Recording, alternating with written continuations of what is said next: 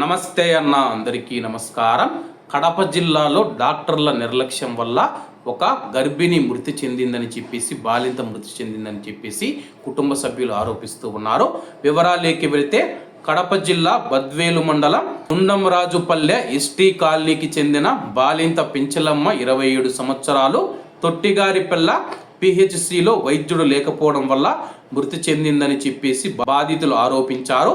ఇందుకు సంబంధించిన video social మీడియాలో వైరల్ అయ్యింది. గుండంరాజుపల్లె ఎస్టీ కాలనీకి చెందిన పెంచలమ్మ తన ఇంట్లో ఆదివారం తెల్లవారుజామున 2 గంటలకు పాపకు జన్మనిచ్చారు.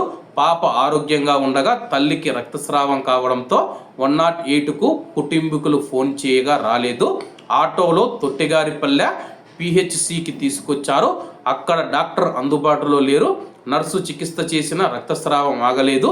బద్వేలులోని మెడికల్ కాలేజీకి తీసుకువెళ్ళగా అప్పటికే ఆమె యొక్క ఆరోగ్యం విషమంగా మారడంతో చేర్చుకోలేదు. బద్వేలు ప్రభుత్వ ఆసుపత్రికి తీసుకెళ్లగా మృతి చెందినట్లు నిర్ధారించారు.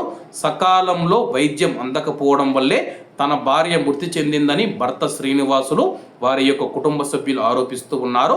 ఈ విషయాన్ని పిహెచ్సి డాక్టర్ వినయ్ గారైతే ఖండించడం జరిగింది. ఆ ఆరోపణలో ఎటువంటి నిజం లేదని చెప్పేసి నాటు మంత్రసానితో కాన్పు చేయించుకొని ఆదివారం ఉదయం 7:30 బాలింత పెంచలమ్మను బిడ్డను తెచ్చారన్నారు.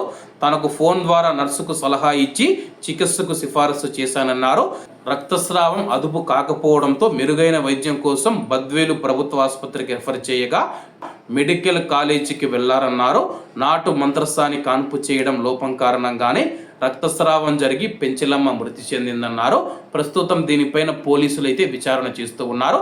కాబట్టి ఎవరైనా కాన్పు గర్భవతి ఎవరైనా నొప్పులు వచ్చినప్పుడు హాస్పిటల్కు తీసుకువెళ్ళి ప్రసవం చేయించండి. ఎందుకంటే ఇప్పుడు మనం చూసుకుంటే మామూలు కాన్పులు అయితే జరగడం లేదు. చాలా వరకు ఆపరేషన్లు జరుగుతూ ఉన్నాయి. కాబట్టి అందరూ జాగ్రత్తగా ఉండాలని కోరుకుంటూ అందరూ బాగుండాలి, అందులో మనం ఉండాలి. అందరికీ నమస్తే అన్న, జై హింద్.